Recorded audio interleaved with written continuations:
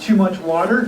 While I was watching it, basically it was like, I wrote down in my notes, it's like manipulating suspense. It's almost like Hitchcockian suspense, but then with the more obvious payoff. It's like kind of like toying with us, like playing with us, with our emotions, and then the obvious is kind of obvious, and sort of like for us, wanting to always kind of like, as a human species, try to like, having to want something bigger than what it really is. Kind of, we always want to have the supernatural or the religion or the spirituality to kind of like be bigger than what it is. I wasn't too familiar with the language, and I wasn't able to read the subtitles, but I really enjoyed the suspense and I guess downright fear, which was developed throughout the movie.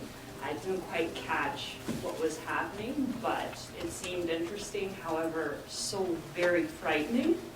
And in my mind, I was just trying to see, how would a person react to that suspense? How do they challenge that? How do they combat that? Because obviously there's something happening there which is creating this tension, this fear. Earlier today, I sat through an irritating discussion of bizarre things like this with people believing in numerology and stuff, and I'm just rolling my eyes at the whole thing. Don't offend people. So I watched this and I said, I thought for a second Groundhog Day, the second time the neighbor knocked over the cup with the watering can. And thought, was this what's happening here? We're having a Groundhog Day kind of movie. And all these pseudo-scientific explanations for what's happening. And then, of course, the end, it's funny because, yes, obviously a man cannot drink a swimming pool, no matter how large he is. It's physically not possible. But I enjoyed that anyway. It's because it was fun. And it's a very good-looking film. I like the cinematography and the set design, and everything looked very good.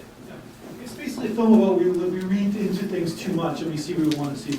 Oh, I was mostly just going to back up what you were saying earlier, and I really liked that the comedic twist at the end didn't come out of left field. Like, there was comedy throughout it. So while it did have that atmosphere of suspense and sort of almost like a Twilight Zone, David Lynch sort of thing going on, but it was also quite quirky and funny. So the payoff in the end really worked. Yeah, totally.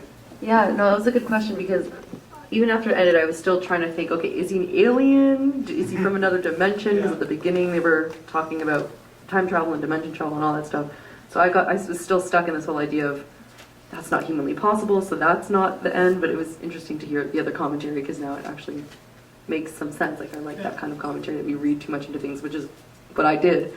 So yeah, that was my comment. Yeah, it's interesting to about how, as an audience, when we hear the genre is suspense, so we want to know what's going to happen next, and they kind of tricked us in a way in the end, right? My comment was just for the last shot. I really enjoyed how it was shot in that when she put the light on him, he didn't look like a deer in headlights. He ran away, kind of like Skippy. And it was really humorous how he did that. Like, he didn't stop, and like, what? He just kept on going. I think it was a good choice.